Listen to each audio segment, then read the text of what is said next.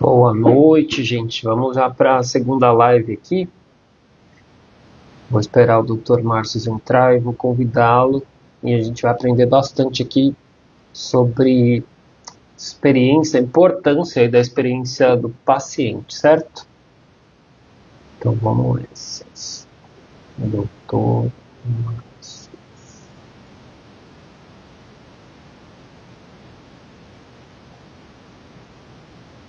Vou mandar o convite para o doutor e vamos começar já. Tudo bem, doutor? Excelente noite. Muito obrigado. E eu que agradeço. Obrigado. Sexta-feira, ele deve estar pensando, nossa, que hora, né, para marcar uma live.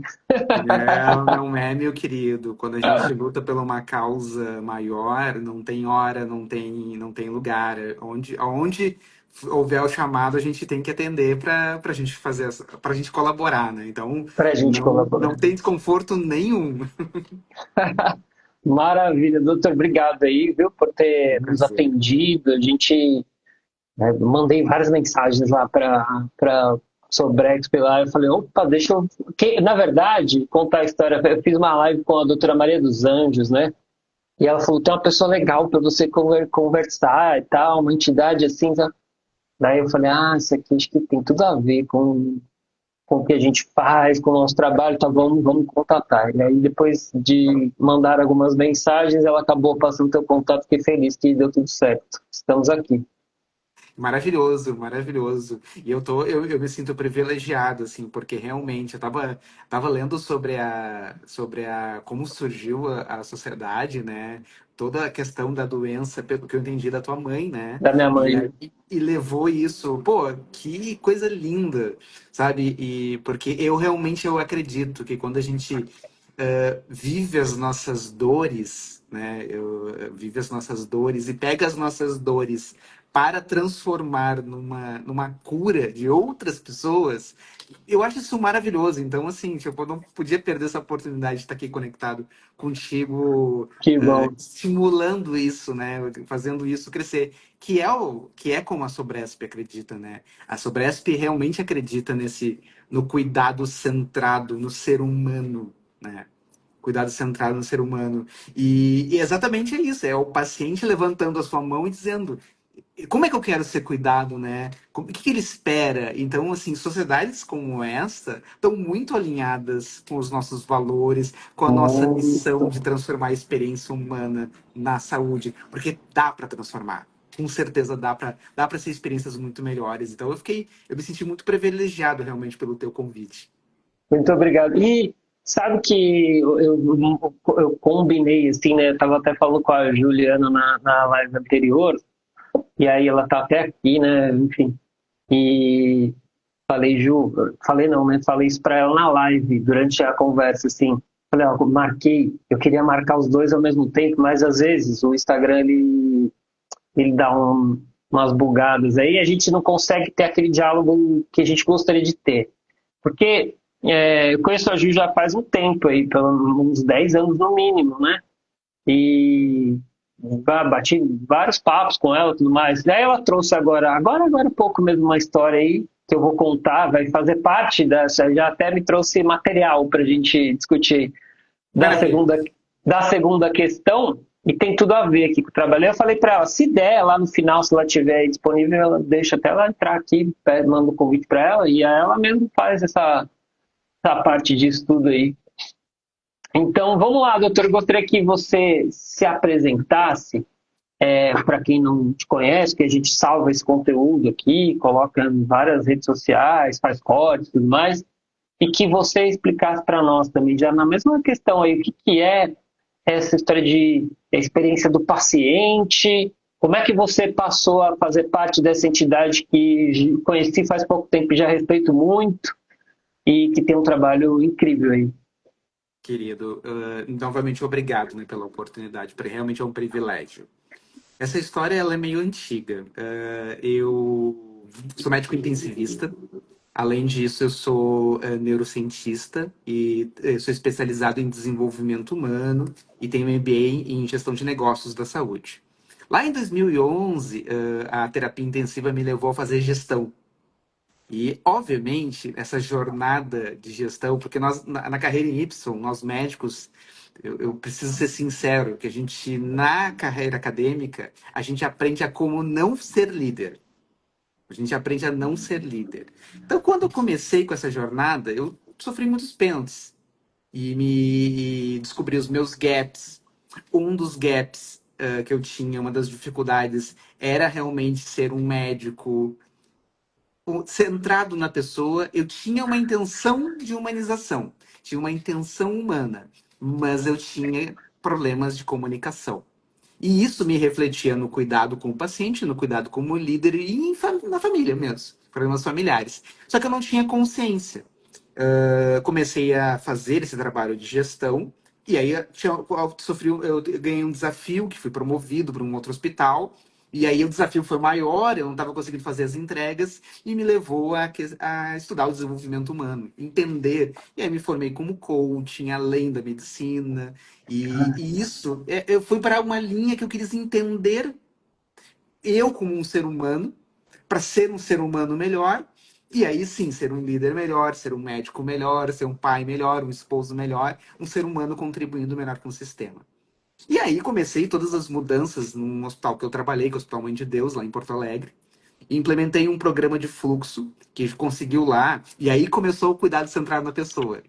Eu consegui reduzir com o meu time o tempo de espera por leitos na emergência em torno de 60%. Caramba, Foi uma bastante. transformação da realidade. E isso pela ótica de cuidado centrado na pessoa, né? Porque eu queria melhorar a experiência.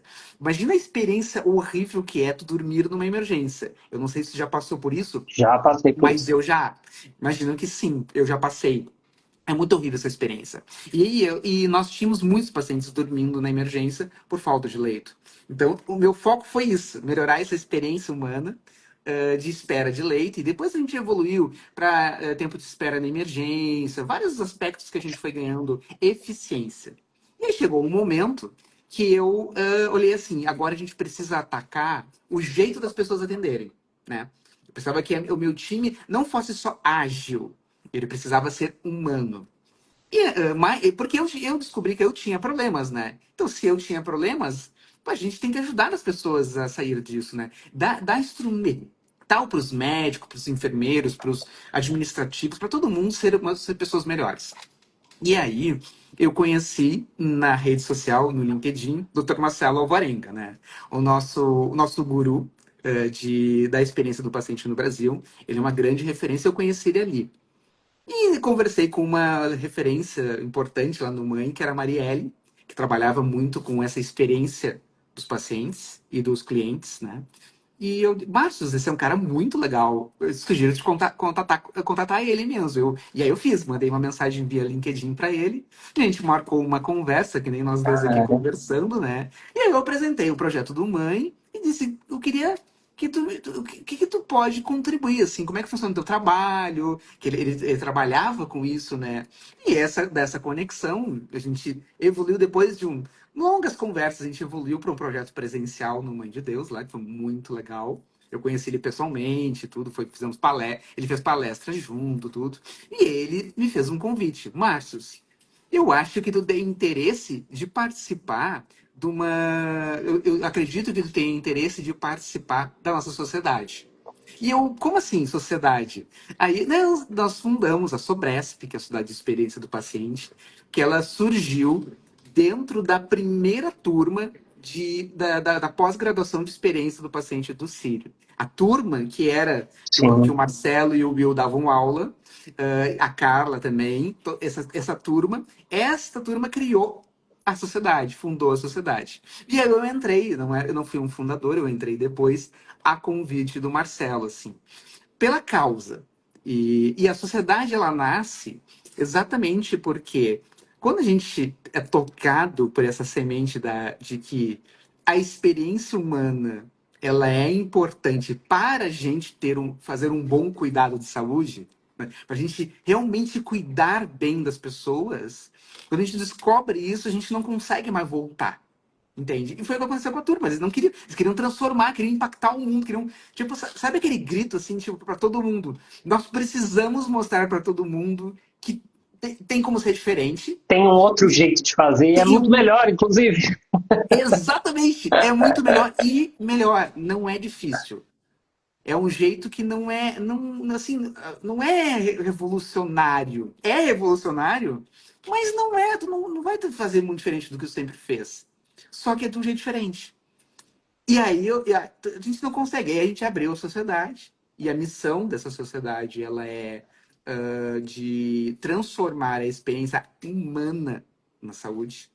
Por isso que a gente fala que o cuidado centrado na pessoa, ele não é, ele transcende só o cuidado centrado no paciente.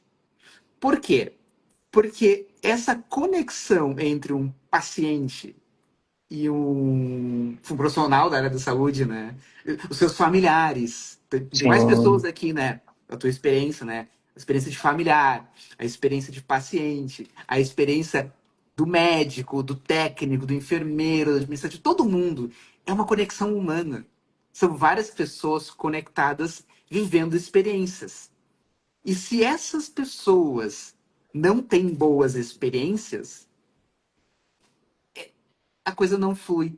Então, trata-se do ser humano, né, de fato. Essa é a nossa visão da sociedade. Que essa experiência humana na saúde seja transformada. Transformada para que ela seja boa, para que ela seja extraordinária, para que ela. Porque ela é desafiadora, né? Todos nós sabemos, todos quem já viveu, eu sou intensivista, eu vivi momentos muito duros dentro dos meus plantões. E tem como ser experiências. Eu tenho alguns casos para contar, assim, que é pode ser diferente, né? Pode ser experiências melhores. Então, aí foi que eu entrei dentro da sociedade. E aí foi toda essa jornada até hoje. Hoje eu estou crescendo. nessa gestão de diretoria de marketing. É muito incrível essa história e que bom, né? Fico feliz de saber, e é para as pessoas que depois a gente vai salvar aqui e vai, enfim, divulgar esse conteúdo, mas eu fico feliz de saber que tem pessoas, imagino que tenha outras também fazendo isoladamente, que em algum momento vão se conectar com vocês, ou vão fundar outra sociedade, tudo, mas trazendo esse outro olhar, assim, né? É muito bom isso, assim. Você foi falando aí, você falou assim, você já teve a experiência e tal, e já vou fazer a pergunta aqui, porque faz parte da segunda questão, mas já vou colocar esse caso aqui que eu lembrei durante a sua fala. Minha mãe foi diagnosticada com câncer de ovário, estágio avançado, né? Lá em 2014, ainda estava na Santa Casa de São Paulo, aqui, onde também acabei levando ela. A gente acabou iniciando um tratamento lá na Santa Casa, tudo. E ali foi um show, assim, de tudo que não se deve fazer, assim, né? É uma paciente no estágio que ela estava, ela ficou por 18 horas na sala de espera. Quando ela foi para fazer o exame, que era uma simples. Demorou 18 horas para fazer uma endoscopia, eu que levei, não tinha pessoa para levar, eu que levei. Aí eu levei, e aí assim, eu percebi que aí tinham alguns alunos lá, né, da faculdade Paulista de Medicina, eles também não estavam muito. Eles estavam mais atentos ao caso em específico do que no cuidado com a paciente. Olha, só sei que foi uma coisa, assim, experiência trágica, assim, né? Cansativa e bem caótica, assim. Uma coisa que eu vivenciei, né? E teve outras vivências também que eu poderia relatar, mas essa eu lembrei, foi bem traumática, assim, né? Eu realmente acho que isso deveria ser transformado. E aí, a pergunta 2 que a gente já tem aqui no nosso roteiro, ela é bastante óbvia, mas com certeza vai ter. Vou até acrescentar um caso aqui. Que as pacientes, no caso do câncer de ovário, que já tem um diagnóstico tardio, é muito difícil comunicar isso para as pacientes, né? Então, imagino que essa experiência, academicamente, não vai acontecer ali no dia a dia e tudo mais, né? Mas se eu estiver falando alguma besteira, você me corrige, por favor. Mas assim, eu estou imaginando que é isso. Assim, então, não vai aprender academicamente, mas vai aprender na experiência. Por outro lado, o profissional lida com estresse, eu vi ali, convivi um tempo no hospital, eu via que, assim, sobrecarregado, tem que lidar com um monte de paciente, as equipes reduzidas, horas sem dormir e tal, todo aquele esquema caótico, pessoas terceirizadas, pessoas contratadas, gestão equivocada, um caldeirão de loucura ali. Mas aí, voltando para a pergunta que tem a ver com isso, é isso. Então, o médico precisa comunicar uma coisa que é complexa, nem sempre é boa. Como é que faz para comunicar isso de uma maneira é, tenha empatia, que tenha clareza, né? Que também, se possível, consiga acolher nesses momentos delicados.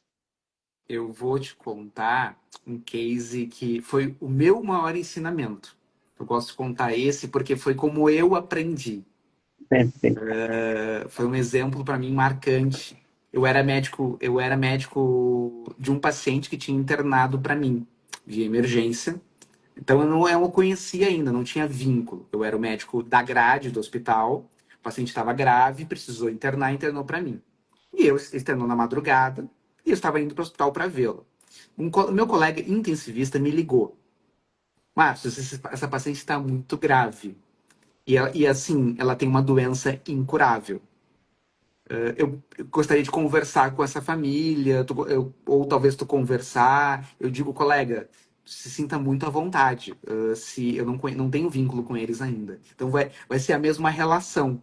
E ele disse, então eu posso conversar? Pode conversando. Eu tô chegando daqui a pouco, eu vou estar contigo. Mas, por favor, se sinta muito à vontade. E aí eles estavam na sala de acolhida. Ele estava conversando com esse. E eu conheço ele é um intensivista paliativista. Entende? Ele é um intensivista que está acostumado com doenças graves. Então, tinha muito know-how e eu respeitei o conhecimento técnico dele, né? Eu entrei logo atrás, sentei atrás dele e deixei. Ele até me olhou se eu queria trocar. Eu disse, não, por favor. Tá? E eu percebi ele já criando vínculo, tudo, né?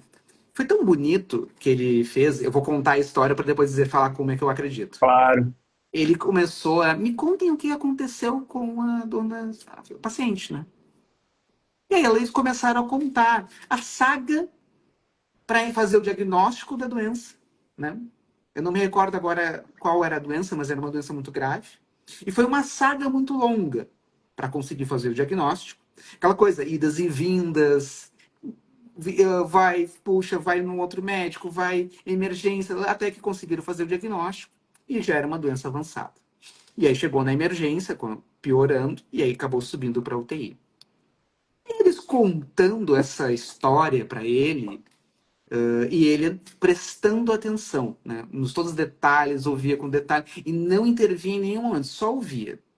Ouvia, mas claro, com a expressão de prestando atenção, acolhendo, tendo a conexão humana, né? Daqui a pouco, ele olhou para elas e falou: Nossa, que lindo! Toda essa saga de vocês, né? Se dedicando por ela, né, dando seus melhores. E eu imagino que isso tenha sido muito cansativo. Quando ele falou isso, elas olharam para ele e disseram: Doutor, ela está partindo, né? E o colega olhou: Sim, está. E elas choraram, se emocionaram, né? Foi tão. E desabaram, assim, né? Poxa, doutor, como foi difícil, como é triste isso. Mas pelo menos a gente se sente que deu o melhor, eu me emociono de lembrar. Eu me Demos o nosso emocionei aqui. demos o nosso melhor, tudo. O que a gente pode fazer agora? Continuar. E ele olhou, continuar fazendo o que vocês sempre fizeram. Nossa. Eu queria deixar vocês do lado dela. E eu vou cuidar para ela não sofrer. E é interessante que ela não, em nenhum momento ele conversou sobre não fazer coisas. Nossa. Ele conversou sobre. Ele ouviu, acolheu e simplesmente respeitou, valorizou o que eles fizeram e elas tomaram a consciência por si só. Pô, peraí, do- na verdade ela tá partindo. Elas tomaram a consciência. E para mim, esse foi a coisa que eu mais aprendi, por isso que eu te disse que eu tive que aprender a me comunicar melhor na minha jornada. Porque se comunicar, na verdade, é uma arte de ouvir as pessoas. É uma arte de ouvir, É uma arte de olhar no olho e perceber o que a pessoa está dizendo. Porque tem coisas que não são ditas. É verdade. Tem coisas que são ditas. Eu, como um entusiasta da neurociência, eu aprendi uma coisa em comunicação. 7% da nossa comunicação se dá pela fala. 7% só Pouco. a fala. 38% se dá sobre o jeito que a gente, o tom da nossa voz. É aquela coisa clássica. Eu preciso que vocês resolvam. Eu preciso que vocês resolvam. Muda totalmente a força da voz. Sim. E os outros porcentos, que a da 54, se eu não me engano agora, 54%, vem da expressão corporal. Não é o tom da voz, é o jeito que tu te porta. Tu pode ver quando tu vem uma pessoa que vem te falando assim, de ombros baixos, né? Olha, eu confio em ti. Eu confio em ti. Eu tenho Tá certeza que tu entregue, consegue. né? Vou até E é, deixa eu me posicionar aqui de novo.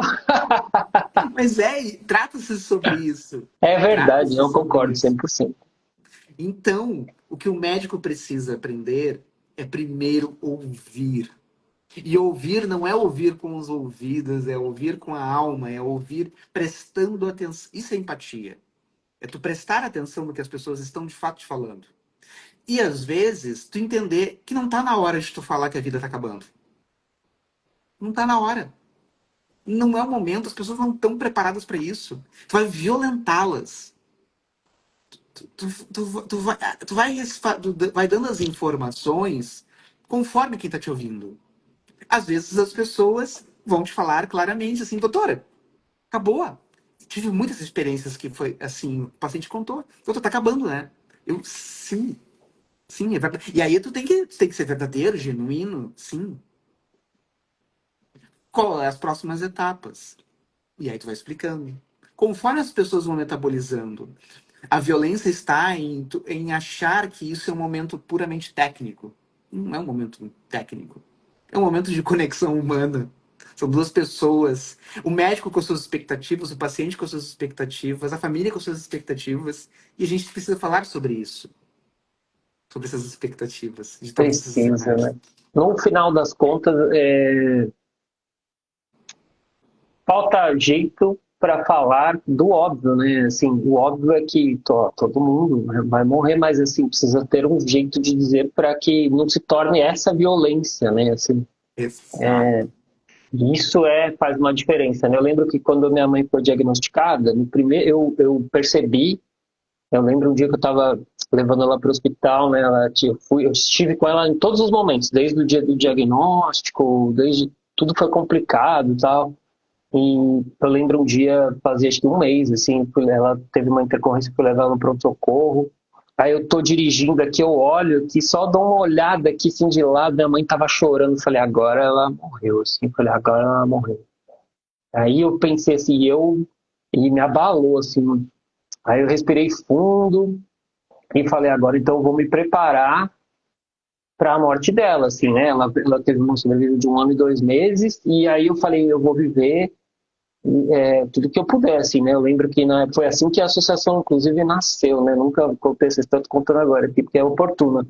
É, Aí eu falei, bom, eu vou fazer tudo que for possível. Eu tinha um trabalho, larguei o trabalho, falei, vou cuidar dela, porque eu falei, vou aproveitar cada dia, assim, todo dia. Vivi muito no presente naquele momento. Mas aí, Maravilhoso. passando, avançando um pouco na história, a gente conseguiu, então, ela conseguiu viajar, a gente conseguiu comer pastel na feira, fazer coisas simples que eram significativas para mim, para ela, tal. Chegou lá, faltando assim uns 3 meses assim para esse tempo final, né, quando ela realmente começou a piorar bastante. Aí eu lembro que um dia suspenderam a quimioterapia, mas a pessoa que e é um hospital que tem protocolo com selo mundial de referência de tratamento, cuidados paliativos, tal. Aí a médica chegou assim para mim, ela tremia de um jeito. Aí eu falei, nossa, eu já saquei. Quando ela entrou, eu falei, nossa, agora eu vou. Porque ela tinha que comunicar para minha mãe que ó, não dava mais. Mas eu era o porta-voz, então ela tinha que falar comigo, mas ela não tinha jeito, que ela não era inexperiente. E aí, quando ela entrou, na hora que ela entrou, eu falei, já sei, eu vou ter que acolher ela e a minha mãe. Aí eu consegui, por incrível que pareça, eu falei com minha mãe, eu falei, eu, não quero, eu tentei intervir, porque eu falei, se ela falar, vai ser péssimo, assim. Aí eu tentei intervir, aí eu falei, não, não, já sei, a gente já conversou, conversei com outros profissionais, eles já me falaram, ela entregou uma cartinha, eu assinei, não tem problema, doutor. Eu também estava nervoso, e aí eu vi, quando eu fui assinar, ela também teve que assinar, ela tremia muito, assim. Daí eu agradeci e tal, fui embora. Depois eu mandei uma mensagem para o hospital, dizendo, falei, ó, aconteceu isso, então, se vocês puderem, tomem um outro caminho aí, eu sei que é difícil e tal. Minha mãe faleceu e tá tudo certo, assim. Eu encarei isso como uma experiência, né, não negativa, mas positiva. Mas é isso, assim, eu percebi que aí ali eu percebi, falei, caramba, tem muito mais coisas nessa história, né? E aqui, aí trazendo já para o dia de hoje, a Juliana, que estava na live anterior, está aqui. Vou até, se possível, aqui colocá-la para que ela mesma relate essa experiência. Ela estava contando na live anterior, falou, Fernando, me deram 30 dias de vida.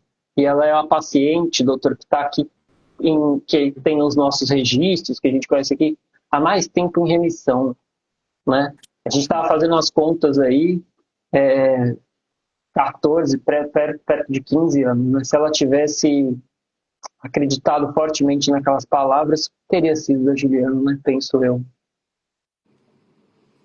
Complexo, né? Isso assim. Então, Super, eu super vou, complexo. vou fazer aqui essa ponte, vou convidar a Ju, não sei se ela vai Por favor, conseguir, será um prazer.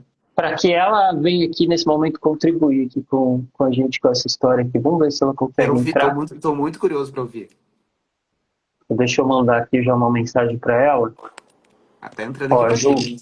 eu não estou vendo ela, mas parece que o Eu tô vídeo está vendo. ativado. Ah, então pronto, perfeito. Eu tô vendo, Tô sim. por aqui. Seja Ju, bem-vinda. doutor Obrigada. Márcios, e a gente tá, você deve estar acompanhando a live, e a gente chegou nesse ponto em que eu falei, eu quero que você conte a sua experiência com o doutor, porque não tem pessoa melhor para ouvir isso aqui, assim, e trazer para a gente vários insights, respostas, coisas boas para Conta nós. pra gente, querida, por favor.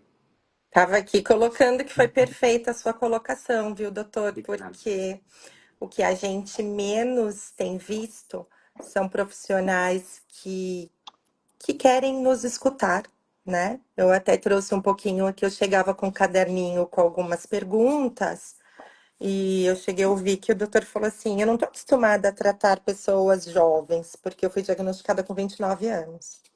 Ele falou, tô acostumada a tratar senhoras que vêm aqui e não abrem a boca.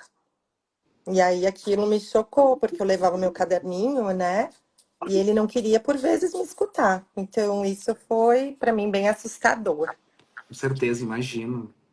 E essa, para mim, foi a pior, né? Que foi o que eu trouxe também, que era a escuta de 30 dias de vida.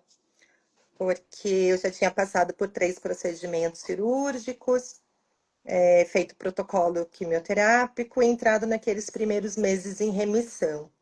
E aí, nesses primeiros exames de imagem, apareceram 3 nódulos hepáticos. E os médicos, naquele momento, falaram que não precisava nem investigar, porque de fato era metástase, que a gente ia voltar ao tratamento. A gente fica chateado, mas tudo bem, né? Bora lá, a gente encara de novo. Até aí não era grande questão. Porém, fui encaminhada para verificar se tinha uma possibilidade cirúrgica. Cheguei super feliz porque deram essa possibilidade com uma carta. Eu já tinha feito mais 3 protocolos quimioterápicos, né? De 6, eu já estava na metade, para solicitar uma interrupção para fazer o procedimento cirúrgico. E foi nesse momento que a doutora olha para mim e diz: Você é paciente da psiquiatria? Eu achei até que era uma pergunta padrão. Respondi: Não. Você tem problema mental?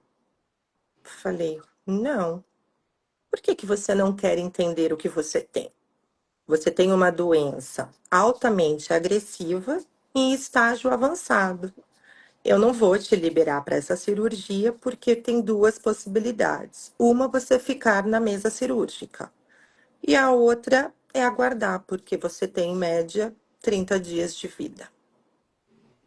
Então foi isso que eu ouvi, né? Eu saí de lá, a minha mãe não dirige, ela estava comigo, nós vemos eu dirigindo, eu chorava, porque eu falo que aquele dia eu não sei como eu cheguei, porque eu colocava a cabeça no volante e vinha o caminho inteiro chorando, dirigindo, e sem saber o que ia ser, porque daí eu queria falar que eu amava minha mãe, todo mundo dizia que não queria ouvir, e eu falava, eu tenho que falar porque eu só tenho 30 dias para falar, né? Aquela sensação muito ruim. E eu digo que no meio desse turbilhão todo, hoje eu sou grata por ter escutado aquilo, que foi onde eu resgatei uma força. Depois, eu chorei muito, muito, muito, e depois veio um sono, eu dormi. E quando eu acordei muito fortalecida, que eu tinha que procurar uma segunda opinião. E foi quando eu cheguei num outro hospital, que né, eu até perguntei para o Fernando se eu podia mencionar, que é o Instituto do Câncer do Estado de São Paulo, ICESP. E fui aceita, consegui isso por via assistente social do posto de saúde, né? E meu caso foi muito diferente, porque há 15 anos atrás, 29 anos, diagnosticada com câncer de ovário em estágio 3C, né? Sem histórico familiar, chamou atenção, inclusive, para eles pesquisarem.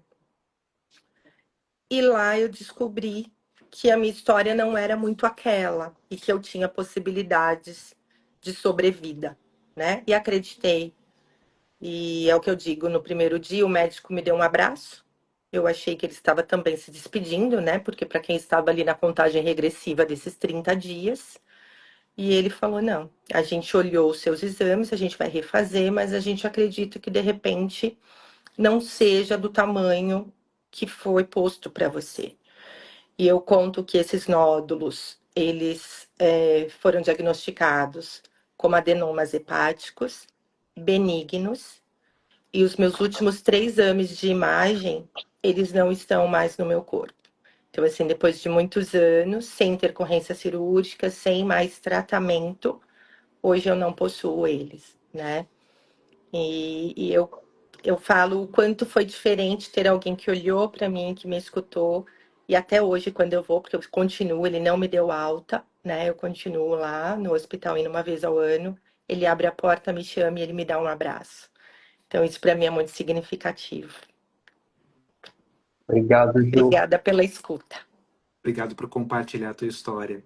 Histórias como a tua me emocionam. É difícil não conter a emoção, mas elas nos dão força para fazer o que a gente precisa fazer, que é transformar essa experiência humana na área da saúde, né?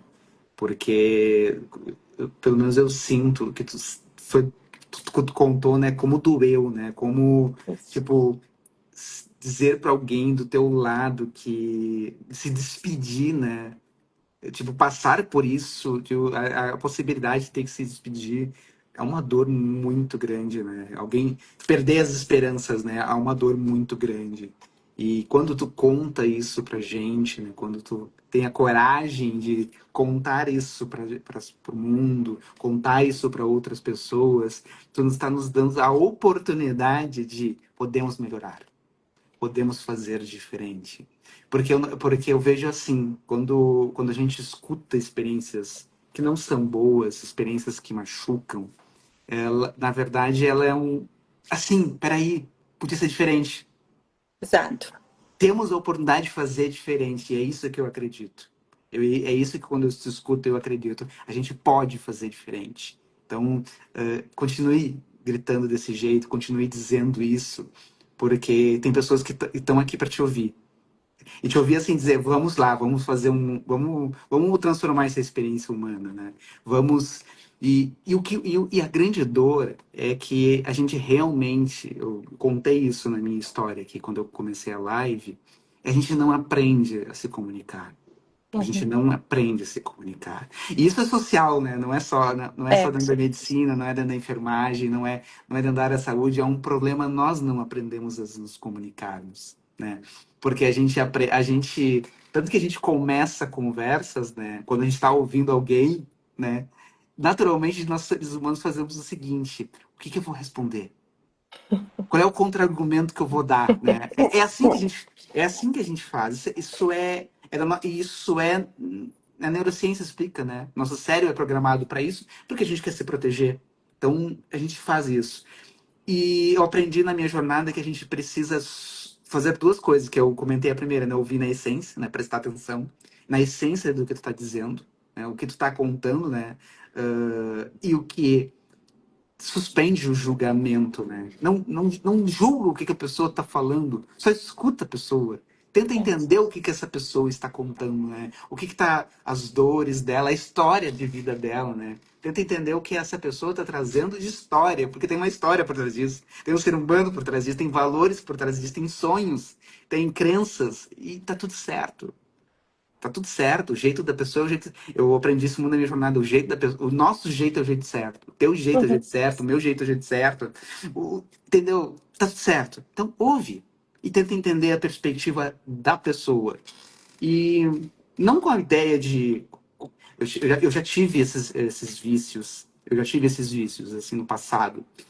Por ter sido treinado desse jeito, né? Ouvindo o paciente pronto para qual é o argumento que eu vou usar para convencer ele, meu Deus. E hoje eu tenho. Eu conto para vocês com um sentimento de vergonha, porque realmente não é o jeito certo.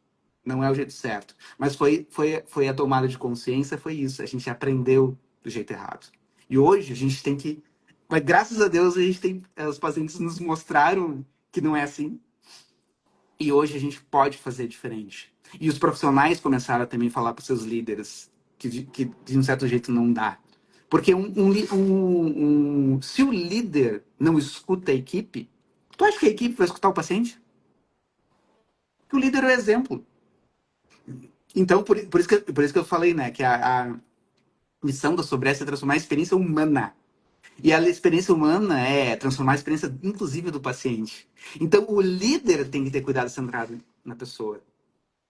Este líder tem que ter cuidado centrado na pessoa. Mas ele tem que entender, ele tem que despertar. Então, acho que essa é a grande missão nossa, é isso, é dar voz a experiências ruins como vocês tiveram, dar essa voz para vocês contarem que doeu, contarem que machucou, pra gente, pessoal, percebam o que tem por trás. Vocês estão percebendo isso aqui? Estão percebendo tudo isso aqui? A gente pode mudar, a gente pode fazer diferente. Querem saber como? Ah, olha as técnicas. Olha as metodologias que a gente tem por trás disso. Acho que essa é a grande busca, né? Eu estou na terceira gestão de diretoria da Sobresp, agora eu faço parte da terceira gestão. E nosso lema é mais conexão, mais voz. E foi esse o mote da nossa gestão, assim, que a gente criou no último planejamento estratégico. Mais voz, mais conexão. Mais voz, vamos falar vamos falar o que. E não é falar no sentido punitivo, né? É falar no sentido de, olha, dá para ser melhor. Olha, dá para ser melhor. Dá sim. Eu tenho certeza que dá para ser melhor. Eu tenho certeza que a gente pode juntos, todos nós juntos, todos esses atores, que todos nós juntos podemos transformar a experiência humana na saúde. É isso que eu acredito mesmo. Parabéns por Perfeito. voltar pra gente. Doutor, eu tenho aqui já, né, essa conversa é muito rica, né? Então, já que você vai falando, já falou, meu Deus, tem que falar isso, tem que falar aquilo. Já começa a pensar, que é essa reação que você falou. Ah, tá pensando já que vai falar. Mas a gente tem também um script aqui, então eu tento me conter. Estou tentando ser moderado. Aí aqui, eu pergunto, né, dentro dessa história assim toda, a nossa questão número 3 é quais são os benefícios que o cuidado centrado no paciente traz, assim, e que gostaria que você desse os exemplos práticos. Os exemplos práticos, por quê? Porque aí já responde o que está na minha cabeça, assim, eu fico, nossa, como é que faz? É só sobre dinheiro? Que às vezes tem que mudar tanta coisa? Ou não, é só mudar a atitude? Mas mudar a atitude a gente fala só, mas é difícil, porque a pessoa tem 40, 50 anos, é um profissional de 30 anos de estrada. Como mudar a mentalidade dessa pessoa? Que ele é o líder e tal. Será que as pessoas querem? Isso é possível só num cenário no âmbito privado? É possível também no SUS? Que falta? É uma pergunta complexa, mas não sei se eu consegui sintetizar tudo Vamos lá, vamos tentar trabalhar aqui. por partes. Vamos por partes. Primeiro ponto. Eu gosto de lembrar como é que o ser humano aprende. Porque Mesmo um ser humano que tenha 30 anos, tem 30 anos na sua jornada, com comportamentos, ou vamos pensar pessoas idosas, né, que estão com 70 anos, como é que elas vão pensar diferente, né? E é desafiador pensar diferente. Por quê?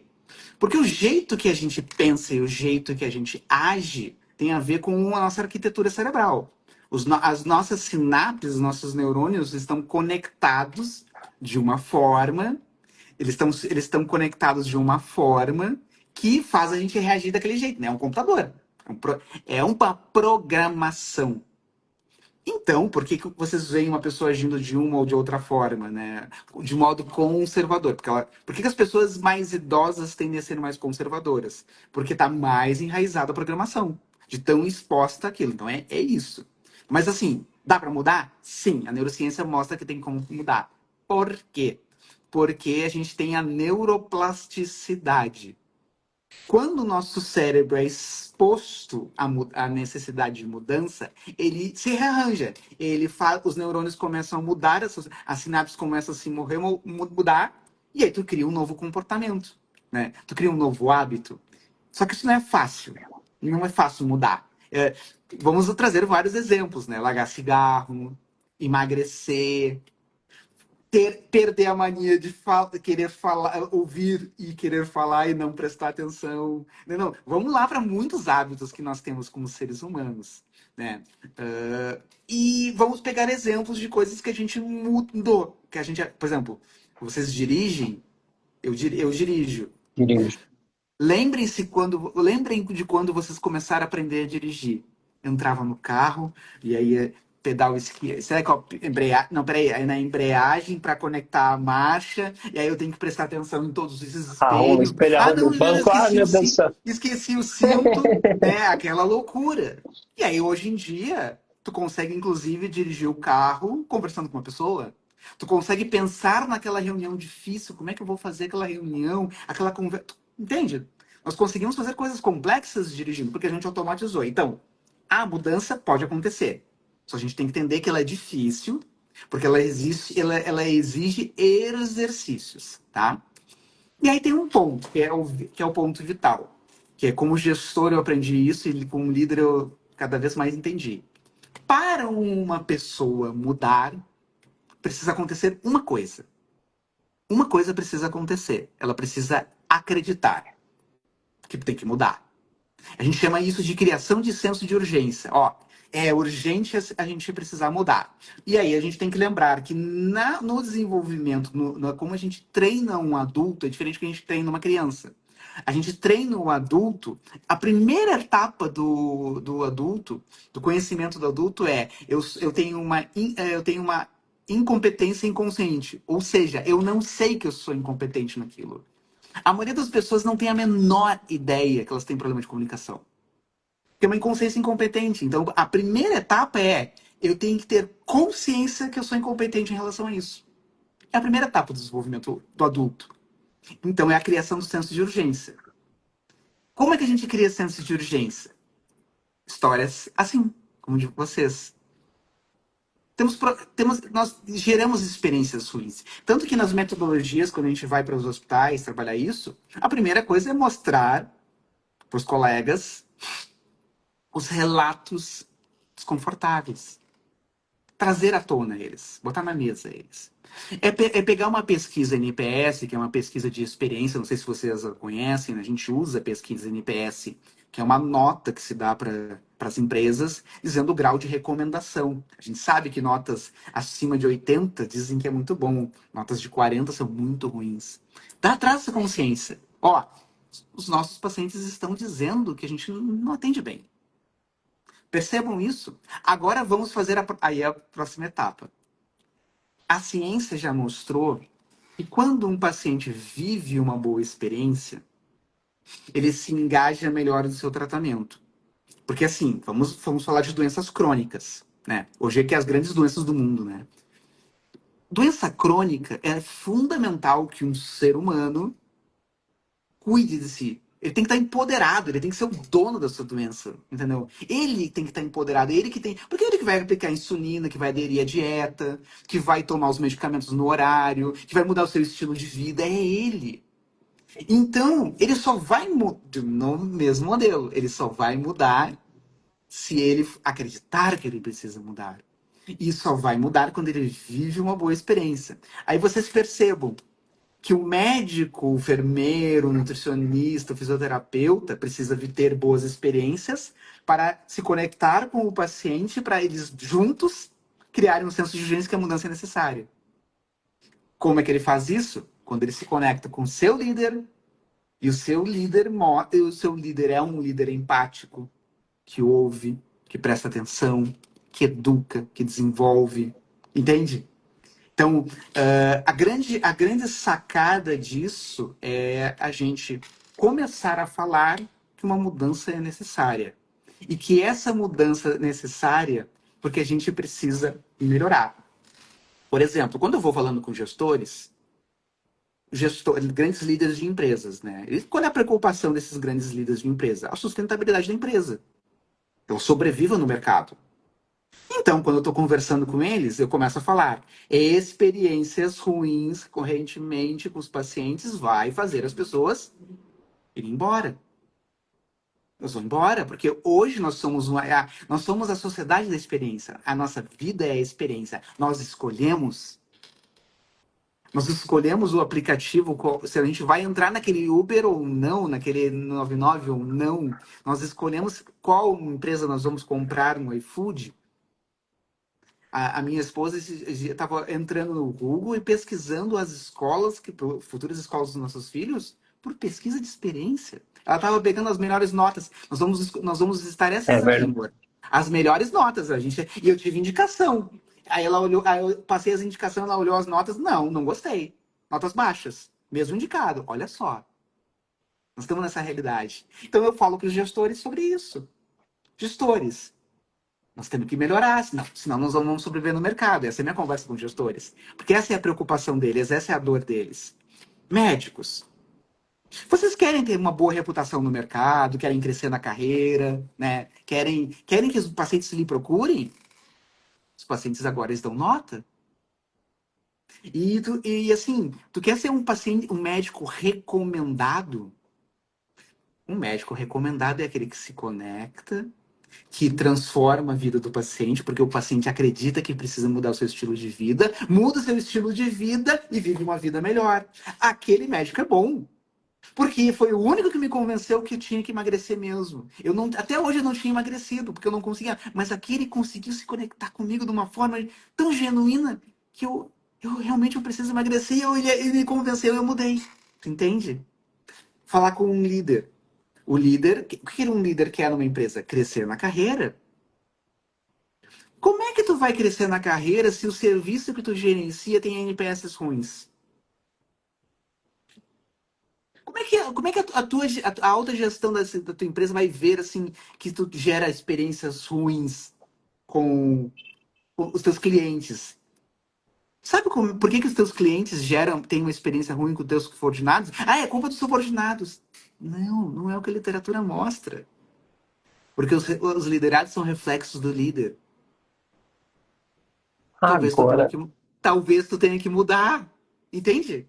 entendo, doutor. E essa trouxe insights interessantes. Essa da avaliação eu achei incrível, porque realmente a gente não pensa nessa experiência aplicada a não ser quando são coisas que hoje a gente já criou a cultura do hábito da avaliação, né? Tipo, você mencionou aplicativos e tal.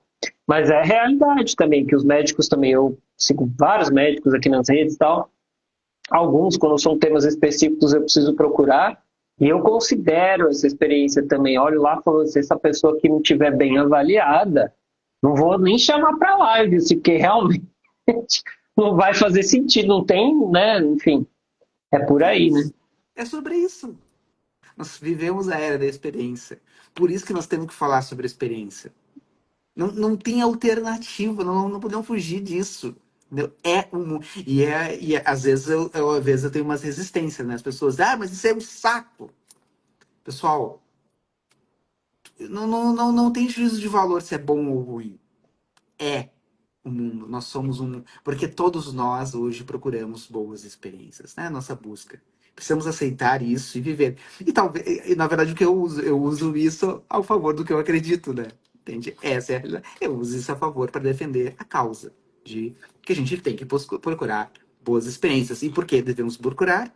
Porque através de boas experiências nós conseguimos fazer com que o paciente, fazer não, vou corrigir a palavra, nós engajamos o paciente em entender que ele engajado, né, ele letrado no seu cuidado, ele é capaz de mudar seu estilo de vida. Não foi o que aconteceu contigo? Se tu não tivesse se engajado e ido atrás, tu não, talvez. Totalmente. É, é perfeito. Não, essa colocação, até a Helena está aqui, acabou de entrar na nossa live, ela falou, concordo totalmente. Ela, como paciente, no lugar de fala dela, com certeza aí, valida essa experiência. E é isso, né? A gente fica pensando assim, antes de começar a live, antes da gente elaborar, né, quem a gente convidaria e tudo mais, eu fiquei pensando nisso e eu acho que faz todo sentido, assim, nesses tempos atuais, a gente olhar isso, porque a história da Ju é muito significativa e tem tantas histórias, tantas, eu já ouvi tantas histórias aqui, né, de negligência, de falta de empatia, de frieza, de falta de educação, de toda a natureza, assim, né? E a gente pensa assim, não, aqui a gente quer trazer essas histórias para que a gente vire o jogo, mas só vai. Aí, se você usar uma palavra que aqui eu falei, nossa, estava aqui por dentro, meu Deus, é isso. Para a mudança acontecer, tem que acreditar. Aí realmente você fala, é verdade. Então a pessoa tem que estar lá, acreditar, a gente tem que acreditar, todo mundo tem que fazer a sua parte acreditando. Por quê? O cenário, né? A gente também tem um cenário do Brasil, aí na sua fala eu fui tentando raciocinar junto assim, eu pensei, meu Deus, a gente tem uma cultura no Brasil de que um certo até conformismo, né? Ou de que se é no SUS tudo é ruim, se é no particular só é bom se tem muito dinheiro envolvido, se é super. E aí eu falo, não, não é possível, que assim, deve ter coisa boa por aí, não é? Faz sentido, doutor? Faz muito sentido. Uma das minhas jornadas, os pais que eu trabalhei com gestão, foi no Hospital SUS. Eu trabalhei com gestor em Hospital SUS. E, assim, desafio orçamentário gigantesco, gigantesco, assim. E eu vi lindas experiências. A gente acreditava em Deus lá. Eu tinha uma coordenadora que era a coordenadora de experiência do paciente. Que Coordenadora, era um legal. cargo lá de uma par minha lá que era responsável por pesquisa e a gente fazia rituais de gestão de experiência, entendeu? Reunião, ó, o NPS está assim, tal setor, tinha que apresentar planos de ação de melhoria, o que nós vamos fazer para melhorar a experiência, entende? O segredo, porque assim, talvez a gente tenha que pensar assim, muita coisa é estrutural, né? Tem que mexer em estruturas para melhorar a experiência. Sim, tem coisas estruturais. Mas o DeBerry fala muito pra gente, não é só estrutura. Tem o jeito. Tem muita coisa que a gente pode fazer que tem a ver com o jeito, com o processo, com a organização, para fazer as coisas melhorarem, né? Tem a clareza. Olha, então o senhor está vindo procurar nessa emergência o seu atendimento, mas talvez o senhor consiga ter um atendimento mais rápido na UPA aqui na emergência hospitalar. Trazer clareza, trazer informações, trazer panfletos, divulgação. Tem muita coisa que a gente pode fazer em todos os lugares, sistema único de saúde, tudo. Pode gerar boas experiências, sim, para os pacientes, para suas famílias. Basta a gente fazer gestão, liderança, ter objetivos. É assim, por isso que eu digo, começa. Precisamos entregar de fato uma melhor experiência para todo mundo na área da saúde? Sim, precisamos. Por isso é bom, tem todo o embasamento científico para isso? Sim, tem. Perfeito. Então vamos agora, já que todos nós acreditamos que a mudança é necessária, vamos começar a medir NPS do cliente, NPS do colaborador, e Importantíssimo. Do vamos começar a colaborador, medir. importantíssimo. Porque está conectado, né? Lembra que eu falei para É, vocês, a experiência humana é entre essas duas pessoas entre essas duas pessoas. Então, para o colaborador trazer uma boa experiência para o paciente, ele precisa viver uma boa experiência. Então, o NPS é coletado de ambos. E aí tem que ter meta de melhoria. Aí como é gestão, né? Meta de melhoria, ser um indicador acompanhado. A diretoria tem que defender essas melhorias, tem que remover barreiras, tem que patrocinar, né? Dizer, isso é importante, sim. Tipo, é o papel do diretor, né? Tipo, pessoal, eu estou desconfortável que esse indicador não está melhorando. Isso não dá pra gente. Eu não aceito que isso seja assim. A gente precisa mudar isso. O que nós vamos fazer? Entende? E é esse exercício. Então, isso funciona em qualquer lugar. Às vezes tu vai ter alguns desafios maiores, outros menores, mas ele funciona em todos os lugares. Ju, você tá aí na live aqui na minha tela. Só consigo te ver quando eu olho aqui na minha direita que o computador está ligado. Então, eu não consigo te ver. Se você quiser colocar uma pergunta para o doutor, aproveite aí, alguma experiência, alguma coisa também. Não, eu tô encantada, porque é o que eu falo, né, doutor? Eu acho que nesse meio tempo em que eu fui diagnosticada lá em 2019 e olhando agora para 2025, eu fico muito feliz de ver o quanto o acesso vem chegando, né? E essa questão de olhar para a experiência do paciente é incrível também, né? Então, acho que isso vai nos dando hoje a maior oportunidade de entender dos nossos direitos, né? E o primordial é o direito a ser bem atendido, respeitado na sua essência enquanto pessoa, né? Ali do outro lado, como o doutor colocou, é uma pessoa, né? Então, não estou ali lidando só com papéis. A gente entende que, por vezes, aquilo que a gente faz todo dia, como a questão do dirigir, ele automatiza, né? Mas eu não posso pensar em máquina como pessoas, né? Então tem essa distinção. E acho que fiquei muito feliz de saber que existem pós-graduações, que existem pessoas interessadas, né, em trazer isso e expandir cada vez mais, para que a gente, aos poucos aí, e num tempo não muito longo, a gente possa ver esses impactos positivos para todos. E em uma das falas, né, a gente entende que financeiramente dinheiro envolve, mas envolve muito mais um querer dessa equipe, né? Então, quando a gente identifica um problema e a equipe pega ali junto, vamos buscar melhorar, não é o dinheiro, né? É um querer. E ter alguém que faça a diferença. Então, assim, gratidão por ouvir e saber que já existem pessoas como o doutor que estão aí nessa caminhada. Acho que mais do que pergunta, eu vim com um elogio mesmo, viu, Fê? Muito obrigado. Obrigada, doutor. Perfeito. Muito obrigado. Isso me motiva a continuar. Me motiva a continuar. Hoje eu dou aula em 2 pós-graduação de experiência do paciente, para ter noção como elas existem. A gente está preocupado com isso. A gente quer Bom. isso. A gente vai... Mas, de novo, né, o que nós estamos fazendo agora? Galera, isso é importante. Isso é importante. Isso é importante. Isso é importante. Esse é o nosso grito, né? Que isso é importante. E que tem meios para a gente mudar isso, tem técnicas para isso, tem muita coisa para a gente fazer isso.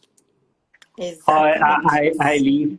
Eli também coloca aqui, doutora, é maravilhoso saber que tudo isso existe, dá um quentinho no coração. Uhum. Aí, agora eu vou ter que fazer a parte. Eu realmente ficaria aqui horas conversando, mas eu tenho receio da live dar 1 hora e cair. Então, vou aproveitar esse momento preciosamente. Vou fazer 2 perguntas para o doutor, para a gente praticamente finalizar.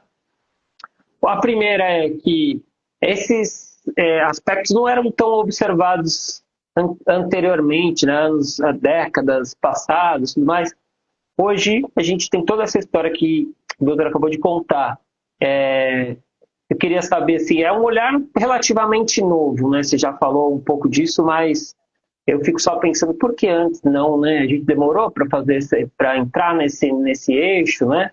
E a segunda pergunta, assim, também tem a ver com o que já foi falado, mas acho que a gente sempre reforça a mensagem que o que a gente pode fazer, aí eu falo em nome da associação mesmo, assim, para levar essa experiência adiante e contribuir para que isso não acabe, mas pelo contrário, só fortaleça em termos de melhoria. Acho que o principal ponto de ser diferente hoje e não ser no passado, porque um dia a medicina foi uma medicina de sobrevivência. As pessoas não sobreviviam às doenças. Então, era mecanicista porque o desafio era sobrevivência. Nós éramos, nós éramos um mundo escasso, entende? A mortalidade era muito alta, a expectativa de vida era baixa. Então, o foco era sobreviver, era uma guerra.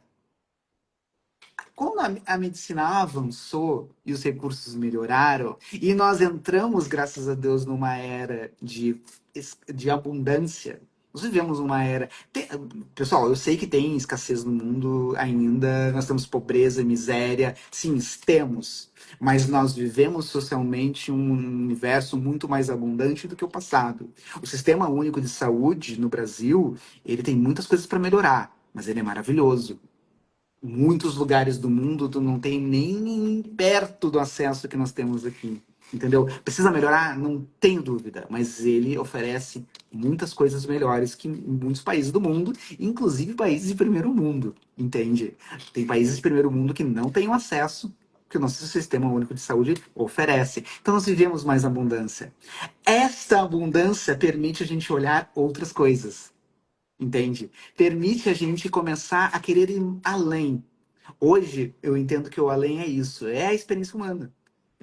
Não é só oferecer, por exemplo, não é a expectativa mais do paciente dizer, se eu sobrevivi, tá tudo bem. Não é só isso, né? Não basta só. Porque hoje a gente entregar sobrevivência, sobrevida, fazer atendimento com qualidade e segurança é show de fábrica. É básico.